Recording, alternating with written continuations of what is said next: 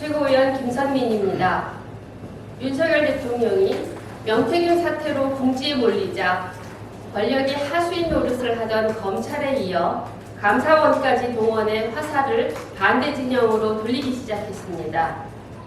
감사원은 지난달 정의용 전 국가안보실장 등 4명을 군사기밀 유출 혐의로 검찰 수사 의뢰한 것으로 확인됐습니다. 문재인 정부 당시 고고도 미사일 방어 체계, 즉 사드 배치가 의도적으로 지연됐다는 것입니다. 아마도 윤석열 정부의 명태균 사태 출구 전략으로 전 정부 때리기밖에 없다는 점괘라도 나온 모양입니다. 무도하고 무책임하고 무능한 윤석열 정부의 반복되는 전 정부 타령은 이제 지겹기까지 합니다.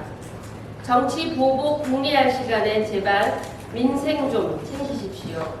의료 대란으로 아파도 병원조차 가지 못했던 국민들을 잊었습니까?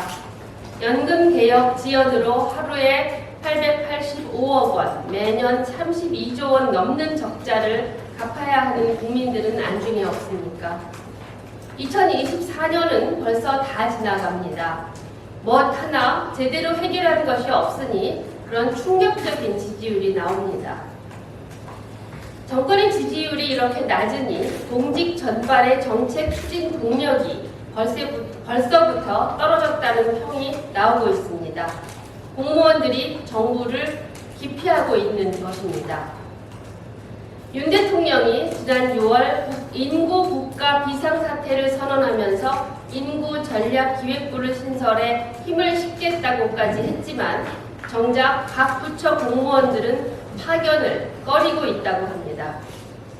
윤석열 대통령이 위원장을 맡고 있는 대통령 직속 저출산 고령사회위원회도 부인난에 시달린다고 합니다.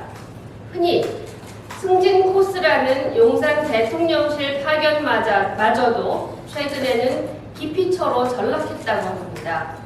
벌써부터 부처 내에서 용산 파견은 금지어가 됐고 파견 가는 직원은 순장조라 한다는 말도 나옵니다. 이쯤 되면 이 정권이 계속되는 것 자체가 민폐입니다. 민폐 정권이 계속되는 한 탄핵밖에는 답이 없습니다. 어제 조국혁신당은 윤석열 대통령 탄핵 소추안 초안을 공개하고 국민들의 의견을 기다리고 있습니다.